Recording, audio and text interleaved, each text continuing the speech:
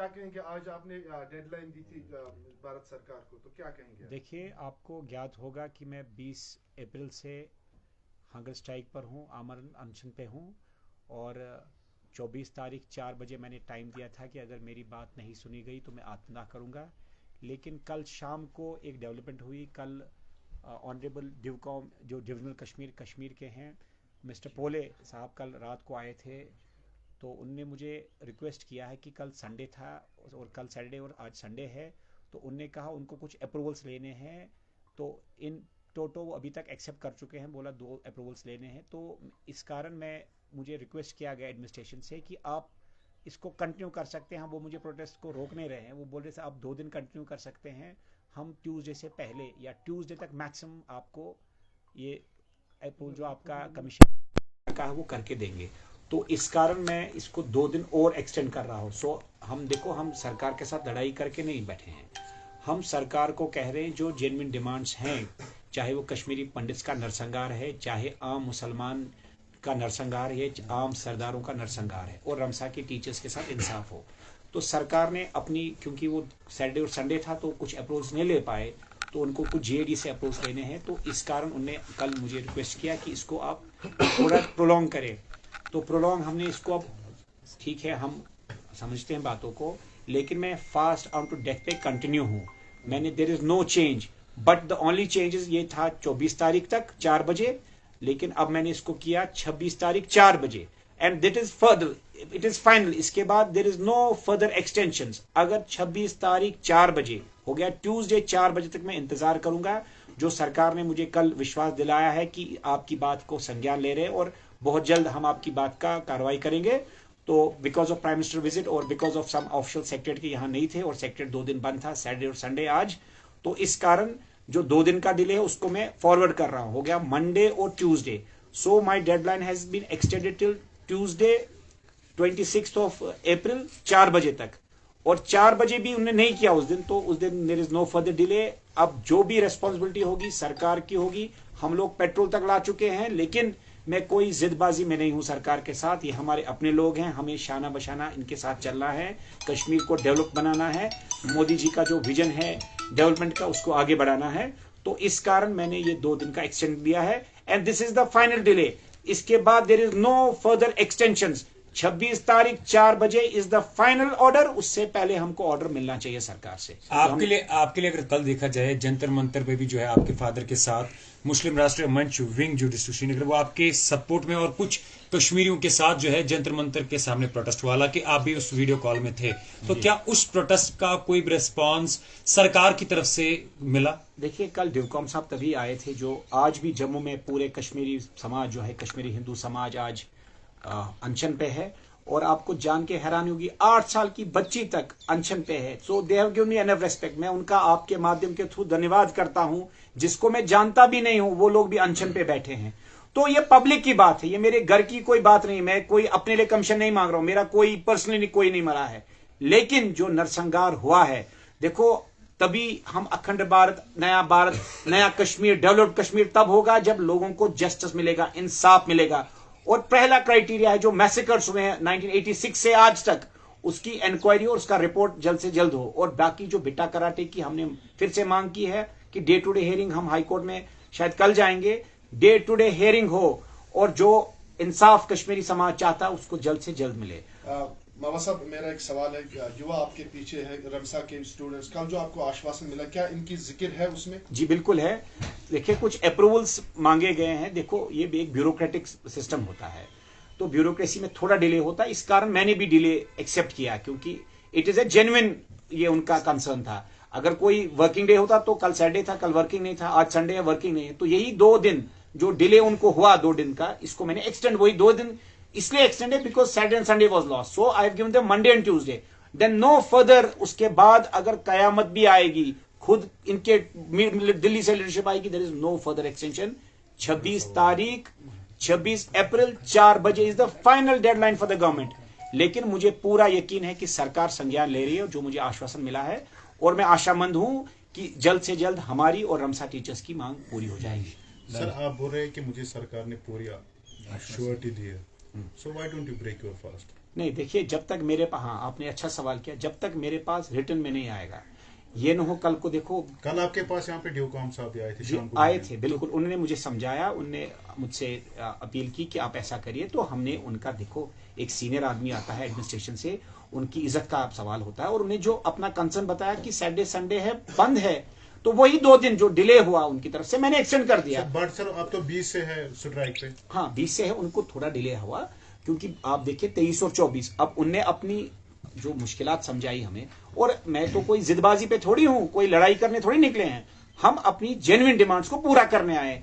जहां 30 साल वहां 2 दिन और, जहां 2 साल इनके 2 दिन और, 2 दिन के बाद there is no further extension. Sir आपको कुछ नहीं हुआ तो 2 दिन बाद संजय मावा क्या करेगा? संजय नहीं, संदीप मावा ने जो कहा, मैं अपने अनशन पे पूरा हूं, 26/4 बजे आत्मदाह का फाइनल होगा, अगर नहीं होगा that is no further extension. मैंने वही कहा, चाहे श्रीमान मोदी जी भी उस दिन क्यों ना आए, फाइनल एक्सटेंशन इसमें नहीं होगा। पंडित का एक सवाल है सर, वो कह रहे हैं कि 2006 में जब बिट्टा कराटी को रिलीज किया गया, तब आप कहां पे थे? तब मैं मेडिकल कॉलेज में पढ़ाई कर रहा था, तब आप मैं पब्लिक लाइफ में नहीं था। अब मैं पब्लिक लाइफ में हूं, मैं 2015 से पब्लिक लाइफ में हूं और सवाल उठा रहा हूं। तो पंडित जी को यह बोलिए कि आप कहां थे? मैं तो उस वक्त मेडिकल कॉलेज में पढ़ाई कर रहा था, तो वो कहां थे? वो मुझसे सीनियर ही होंगे जिन्हें सवाल किया। कह रहे लगातार हम ये केस लड़ रहे हैं। ठीक है, कोई बात नहीं, हम लड़ रहे हैं ना, अब नौजवान लड़ रहा है, नया कश्मीर आफ्टर 2019 के बाद लड़ रहा है, तो हमारी बात को पूरा संज्ञान लिया गया। तो नए कश्मीर की क्या हम ये मान के चले कि 2 चीजें हैं, जहां तक आप अपनी आतिशबाजी की बात कर रहे हैं। First, is there not any other option for you to fight legally और constitutionally as compare to choose this kind of way की? और दूसरा सवाल मेरा यह है, जहां तक रमसा की बात है, एज फार एज जो इनकी बात है, they were all on the contract basis, तो क्या is it a right way कि इनके लिए आप जो बात करें कंटिन्यूएशन की बात जो हो रही है, तो क्या ये सही है? और अभी तक सेंटर की तरफ से जितने भी ऑर्डर्स निकले हैं, कोई भी ऑर्डर आज तक जो है उसको वापस नहीं लिया गया, तो उसके हवाले से मैं उसका जवाब देता हूँ। देखिए, पहला सवाल उसको ऐड करूंगा, उसमें जो केस जो है फिर से खोला गया, जो जुडिशरी में है, तो आपको नहीं लगता कि जुडिशरी पे डिपेंड रखना चाहिए? जो आप हंगर स्ट्राइक पे कंटिन्यू ओपन होगा ना बेटा कराटे? मैं वही कह रहा हूं, मैंने अभी जो हमारी 2 डिमांड्स तो हो गई, जिसमें बेटा कराटे का जुडिशल प्रोसेस, हम उस पे नहीं है, हम कमीशन पे हैं। जो मैसेकर्स हुए हैं, जो जेनोसाइड हुआ है, उस पे हम बात करें। वो कमीशन सिर्फ सरकार बना सकती है, उसमें जुडिशरी का कोई रोल नहीं है। एक दूसरा, रमसा के जो पैसा ऑलरेडी आ चुका है, जो इनके प्रिंसिपल सेक्रेटरी ने कहा कल परसों तरसों, हम उस डिले की बात कर रहे हैं। कहीं देखिए, कभी कभार धमाका करना पड़ता है, सरकार के अगर कान बहरे हो गए हो तो उसके चुप कर उनमें रुई बरी हो तो उसको धमाका करना पड़ता है। इस कारण मैंने कहा, हम जिस भाषा में सरकार समझेगी हम उस भाषा में समझाएंगे। अभी मुझे रिक्वेस्ट किया गया, मैं उस रिक्वेस्ट को एक्सेप्ट करता हूं। जो 2 दिन का डिले है, मैंने वही 2 दिन लॉजिकली आगे किया है, कोई उसमें तो कोई जबरदस्ती नहीं है। 2 दिन ने कहा है, but Tuesday is the final call. उसके बाद जो हमें करना हमें पता है। क्या हम ये समझिए कि रमसा वालों को 2 दिन के बाद कुछ राहत की सांस मिलेगी? ऑफ कोर्स बिल्कुल मिलेगी, मुझे पूरा आशामंद हूं। अब मैं रिटर्न चाहता हूं। देखो, आप अगर मुझे तो वर्बली बताए गए कुछ चीजें, बट जब तक देखो ये टेक्निकल बात होती है, कागज होगा तो हम जीत गए, जुबानी वुबानी कुछ नहीं होता। हम जुबानी की बात पे यकीन नहीं करते। मैं कागज आपने ऑनरेबल ड्यूकॉम की बात करी, वो खुद आपके पास आए और जो आपके मुताबिक उन्होंने आपको एश्योरेंस दी जी, उन्होंने तो क्या ड्यूकॉम के वर्ड्स को लेकर आप बिलीव नहीं करते? नहीं, मैं मानता हूं। देखो बात सुनो, मैं मानो हंगर स्ट्राइक तोड़ देता हूं, क्या मेरे रमसा वाले तैयार हैं? इनसे पूछिए। तो मैं चाहता हूं ये भी खुश से विद कागज। देखो, हम जुबानी कोई बात नहीं होती, टेक्निकलिटीज जब होती है सरकार और पब्लिक के बीच में, जब नेगोशिएशन होती है किसी के चक्कर में, तो डॉक्यूमेंट होता है। मैं आपको कहता हूं सरकारी नौकरी लग गए तो लग गए, ड्यूकॉम ने कहा या चीफ मिनिस्टर ने कहा लग गए, उसके लिए बाज़ाब्ता ऑर्डर निकलता है, एक प्रोसेस होती है। हम उसी प्रोसेस के लिए हम वेट कर रहे हैं।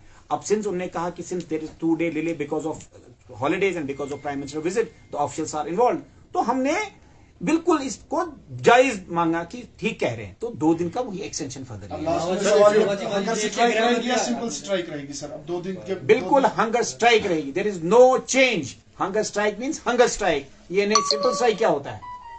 Sir if you don't mind, गृह मंत्री आए थे आज जम्मू कश्मीर के दौरे पे, तो हर किसी मुद्दे पे बात हुई, लेकिन टेररिज्म पे बात नहीं हुई। माइनॉरिटी किलिंग जो कश्मीर घाटी में पिछले महीने से देखने को उस पर बात नहीं हुई। देखिए, वो प्रधानमंत्री जवाब दे सकते हैं उन्होंने कहा development is the way forward. हम भी यही कहते हैं, development is the way forward. Kashmir industrialise हो, स्टार्टअप्स खुले, सब ये जो आज रमसा वाले भूख हड़ताल पे बैठे, इनको क्या जरूरत है? ये प्राइवेट सेक्टर में आबाद होते। लेकिन 70 साल जो नेशनल कॉन्फ्रेंस, पीडीपी, कांग्रेस ने नासूर रखा, इसको पीछे बैकवर्ड स्टेट रखा ताकि ये पीछे रहे, इनके गुलाम बनते रहे। अब दिल्ली के जो इंडस्ट्रीज पूरे विश्व भर से, हिंदुस्तान से, यूएई से, अरब से आएंगे, तो ये आजादी अब मिलेगी कश्मीर को, जब कश्मीरी इंडिपेंडेंट होगा अपना डिसीजन मेकिंग में, किसी का जरखरीद गुलाम नहीं होगा, नेशनल कॉन्फ्रेंस का नहीं, पीडीपी का नहीं, बीजेपी का नहीं। तो इस कारण नए कश्मीर का उदय हो रहा है। हमको ये वेलकम। डॉक्टर संदीप मावा, पंडितों की बात नहीं हुई, राजपूत की बात हुई, बाकी उनकी बात हुई, कश्मीरी पंडित की बात मैं, वो मेरा एजेंडा में। I have a simple question to you, Dr. Sandeep Mawa. As far as 2019 के बाद the main motive was to abrogate Article 370 is कि कश्मीर के अंदर डेवलपमेंट हो, विकास हो, and the most important thing which is the burning issue right now in our Kashmir Valley, that is unemployment. और आप अभी जो है फ्रंट पे कहीं ना कहीं से कह सकते हैं यूथ को लेके, नो डाउट कि रमसा आपके पीछे, बट ओवरऑल अगर कह सकते हैं कि कश्मीर के यूथ को लेके बात कर रहे हैं। सो डू यू फील कि लाइक जो प्रोमिसेस उस टाइम हुए थे अनएम्प्लॉयमेंट को हटाने की, आज तक वो पूरे हुए हैं? देखिए, इट्स ए ग्रेजुअल प्रोसेस। आप ये देखो, 2019 के बाद पहले जो यहाँ के डाकू, लुटेरे, सो कॉल्ड पॉलिटिशियंस, उनको अंदर रखा, पीस आ गई, फिर बाहर निकला, थोड़ा और अप डाउन हो गया, फिर कोरोना वेव आ गई, फिर टारगेट किलिंग आ गई, तो थोड़ा टाइम लगता है। 70 साल का नासूर 7 दिन में नहीं होगा। 70 साल का अगर उसको हम 10 टाइम्स उसको फास्ट करते हैं, फिर भी 7 साल लगते हैं। मैं लेकिन पूरा आशामंद हूं, आने वाले 1, 2, 3 साल में आप देखेंगे कश्मीर का एक भी यूथ, नौजवान बेकार नहीं होगा। और आप देखोगे सबसे ज्यादा ये जो टारगेट किलिंग होती है, इंडस्ट्रियल अपोजिशन कौन करता है? जो रीजनल पार्टीज है, उनको पता उनकी दुकानें बंद हो जाएंगी, उनके पीछे लड़के सपोर्ट होना बंद हो जाएंगे। तो इस कारण, तो आप क्या मानते हैं कि जो किलिंग्स हो रही है उसके पीछे रीजनल पार्टीज का हाथ है? बिल्कुल। आप देखो, मेरा एनालिसिस देखो। जब 2019 में ये सारे जेल में थे, कि जब 370 हटा, एक भी नहीं मरा, एक गोली नहीं चली, एक नौजवान नहीं मरा, जो ही इनको निकाला गया। ये टैक्टफुल जो मेरा एनालिसिस है पॉलिटिक्स में, national conference, PDP, Congress, Hurriyat और पाकिस्तान और स्टूजेस जो पाकिस्तान के मिलके खेल करते हैं, उनका अंत आ चुका है। बस समय की बात है, 1, 2, 3 साल। एनसी के साथ खुद होते थे सर, आज आप उन्हीं को टारगेट कर रहे हैं। एनसी के साथ कैसे होता था? मैं कोई लीडर था उनका? नहीं, लीडर नहीं था, आपका मैं दोस्त था।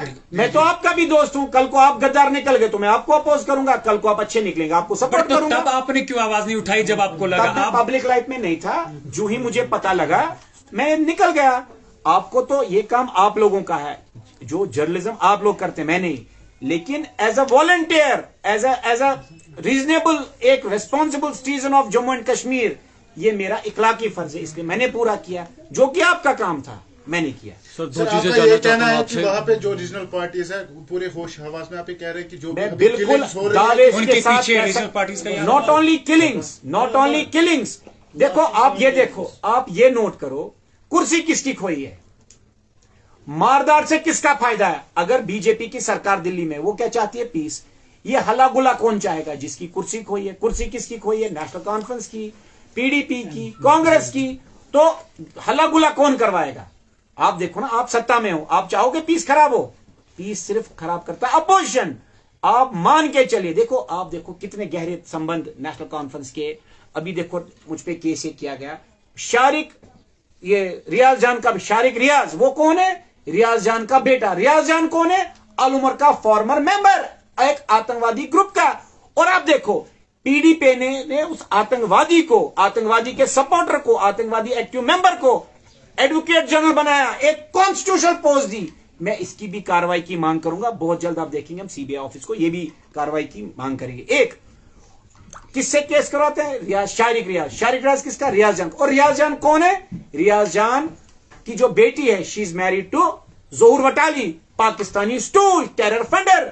यही तो मैं कह रहा हूं, it is the tip of the iceberg. ये एक आम पब्लिक डोमेन में बातें हैं. So if you have all these, if you are talking about all these things, why don't you approach to the court or to other departments, as you are already talk about the CBI and there are other intelligence agencies as well, and right now you are in front of media, you are speaking freely that these people are involved on this thing and you are that claiming, thing. sir, serious allegations. Yes, I am with a serious note, with all my senses on, I am alleging these things, not alleging, these are facts.